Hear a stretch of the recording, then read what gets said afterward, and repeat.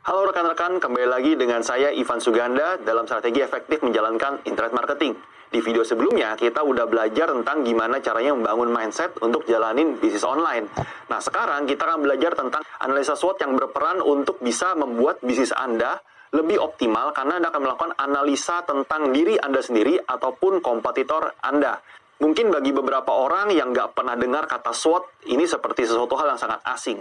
SWOT yang saya bilang adalah SWOT. Ini istilah yang biasa digunakan dalam dunia marketing ataupun dunia bisnis.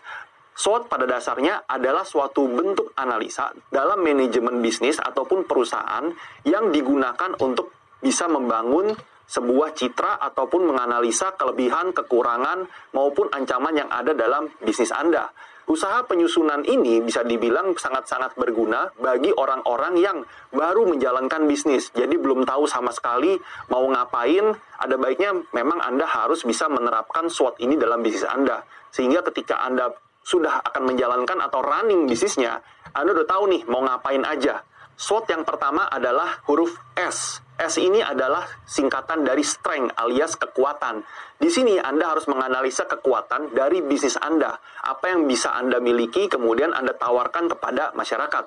Saya akan ambil contoh. Dulu ketika saya memulai tukang marketing, saya berpikir SWOT-nya ini bagian pertama adalah strength, kekuatannya itu apa. Awalnya tukang marketing adalah sebuah blog. Jadi yang saya pikirkan adalah saya mau bikin blog yang seperti apa.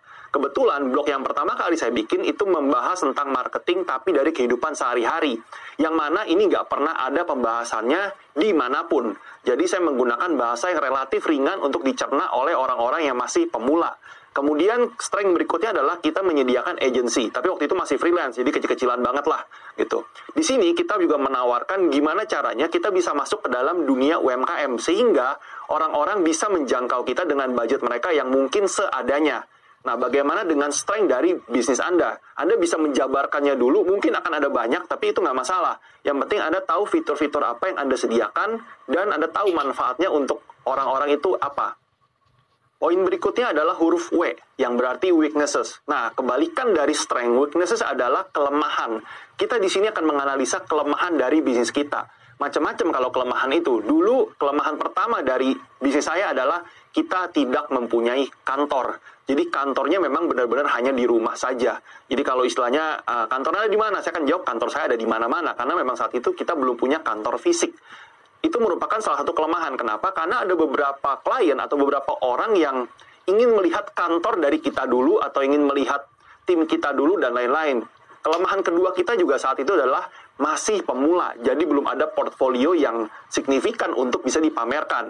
Nah, sekarang pertanyaannya, apa kelemahan bisnis Anda? Jangan bilang saya tidak ada kelemahan, karena apapun yang merupakan kekurangan dari bisnis Anda, itu adalah kelemahan Anda. Poin yang ketiga adalah opportunity atau peluang. Nah, begini, ketika Anda memulai bisnis, Anda harus berpikir, kira-kira bisnis kita ini berguna untuk jangka panjang atau tidak. Kalau Anda ingat-ingat, mungkin sekitar beberapa tahun yang lalu, mungkin 5 atau 6 tahun yang lalu, Indonesia itu cukup dibumingkan lah ya, dengan diramaikan dengan bisnis martabak. Di mana-mana ada martabak, di mana-mana ada martabak yang gaul-gaul gitu ya. Seperti kita tahu, yang bahkan anak presiden juga bikin.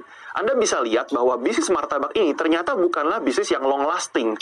Kita bisa lihat dari 5 tahun yang lalu ada berbagai macam brand martabak dan sekarang yang bertahan paling cuma tinggal beberapa. Bahkan boleh dibilang tidak sampai separuhnya. Dan yang bertahan juga justru nama-nama lama. Di sini Anda harus lihat ketika Anda menggunakan atau ingin menjalankan strategi bisnis, Anda harus tahu dulu kira-kira skala bisnis Anda ini bisa bertahan berapa lama. Ketika pertama kali kami menggunakan sistem untuk bikin agency, yang kami pikirkan adalah kami hanya bermain dalam lingkup internet marketing. Jadi kami pikir kira-kira ke depannya bagaimana. Dan kami rasa saat itu dalam 5 atau 10 tahun ke depan, orang Indonesia akan makin terbiasa dengan dunia internet. Dan para pebisnis otomatis juga akan terbiasa juga. Sehingga kami berani untuk terjun ke dalam dunia bisnis ini. Nah, bagaimana dengan opportunity dari bisnis Anda sendiri? Poin terakhir adalah threat atau ancaman. Nah, ancaman ini kadang-kadang nggak kelihatan sama kita karena kita udah terlanjur pede sama bisnis kita. Saya ambil contoh yang paling gampang, Nokia dan juga BlackBerry. 2 platform yang menjual smartphone paling banyak di dunia pada saat itu. Sebelum akhirnya digusur sama Android dan juga iOS. threat ini kadang-kadang kayak saya bilang nggak kelihatan. Contoh misalnya gini, ketika pertama kali saya starting agency untuk khusus pada internet marketing, itu saya nggak tahu ancamannya itu kira-kira seperti apa. Namun setelah jalan sekitar mungkin 3 tahun ya, saya baru kelihatan ada ancaman bahwa agency advertising juga mulai masuk ke dalam dunia digital. Yang saya lakukan ketika itu adalah pertama kali kaget, otomatis saya kaget. Namun yang paling penting adalah respon kita terhadap ancaman. Yang pertama kali saya lakukan adalah mengajak mereka sebagai partner. Kenapa? Karena saya tahu ketika pertama kali mereka masuk dalam dunia yang sama dengan saya, kendala mereka dengan saya kurang lebih sama. Mereka tidak punya SDM. Jadi ketika saya berani untuk menawarkan partnership dengan mereka, otomatis mereka meng-hire saya sebagai outsourcing di situ. Nah sekarang bagaimana cara Anda bisa mengelola sebuah ancaman ini menjadi sebuah peluang yang baru. Jadi kita bisa memindahkan threat menjadi opportunity. Jujur aja kita juga bekerja dengan banyak agensi-agensi yang udah terkenal dan memang ya yang penting kan menghasilkan uang gitu. Jadi Anda bisa membuat sebuah threat menjadi opportunity yang baru ketika bisnis Anda sudah running. Yang penting adalah Anda sadar dulu bahwa ada ancaman seperti ini. Karena kalau Anda nggak sadar sama ancamannya, ya Anda nggak bisa mengubah apapun. Pun kalau Anda mau ubah mungkin udah terlambat nantinya. Oke, jadi apa sih kesimpulan dari SWOT ini? Pertama, kenapa Anda harus bikin SWOT? SWOT digunakan untuk membuat Anda bisa berkaca bahwa kira-kira Anda tuh punya masalah apa, punya kelebihan apa, dan punya peluang apa untuk memperbaikinya atau untuk beranjak ke masa depan tuh kayak gimana. Kemudian SWOT ini akan sangat-sangat berguna bagi Anda untuk melakukan langkah strategi yang berikutnya. Contoh seperti yang saya bilang, ketika saya mendapatkan ancaman atau saya mendengar ada ancaman, maka saya tahu nih kira-kira mau ngapain untuk mengubah ancaman ini menjadi opportunity atau menjadi uang lah kalau saya bilang. Ada juga beberapa hal seperti weaknesses yang tidak kelihatan. Karena gini, saya yakin Anda ketika starting bisnis yang Anda rasakan adalah Anda excited, Anda tertarik, Anda merasakan semangat banget. Jadi Anda suka lupa nih kira-kira saya punya kelemahan seperti apa. Saya akan ambil contoh salah satu bisnis catering. Saya punya kenalan lah atau teman lah, dia punya bisnis catering untuk makanan-makanan yang cukup sehat lah. Cuman masalah dia ini bukan pada kualitas masakannya. Masalah ini baru keluar ketika dia sudah running bisnis. Ini menjadi weaknesses dari mereka.